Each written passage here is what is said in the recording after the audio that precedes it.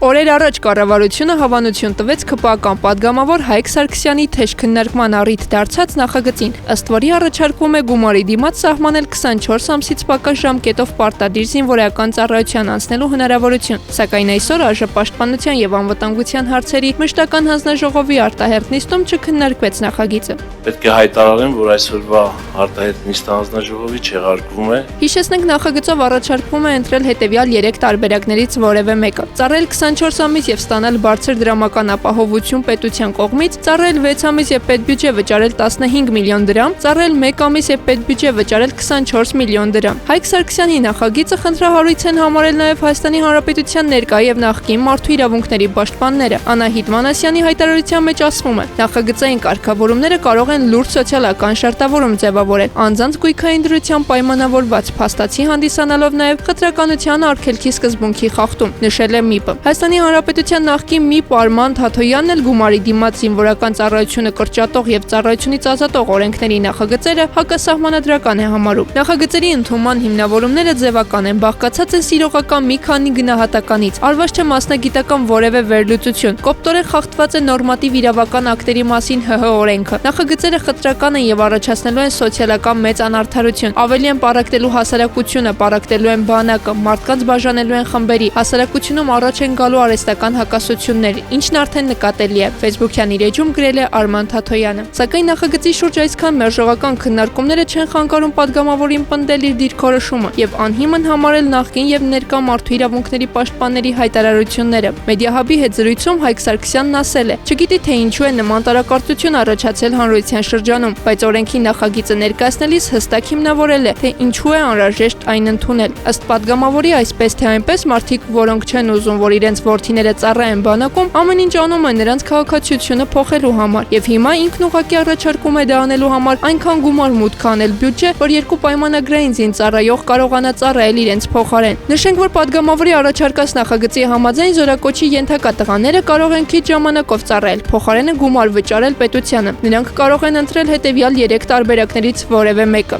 ծառայել 24 ամիս եւ ստանալ բարձր դրամական ապահովություն պետության կողմից, ծառայել 6 ամիս եւ պետբյուջե վճարել 15 միլիոն դրամ, ծառայել 1 ամիս եւ պետբյուջե վճարել 24 միլիոն դրամ։ Ինչ վերաբերվում է չծառայելու նպատակով Հայաստանի Հանրապետության քաղաքացիությունից հրաժարվելուն, ապա ըստ պատգամավորի առաջարկի օրենքով նախատեսված 25 000 դրամի փոխարեն կսահմանվի 15 միլիոն դրամ վճար։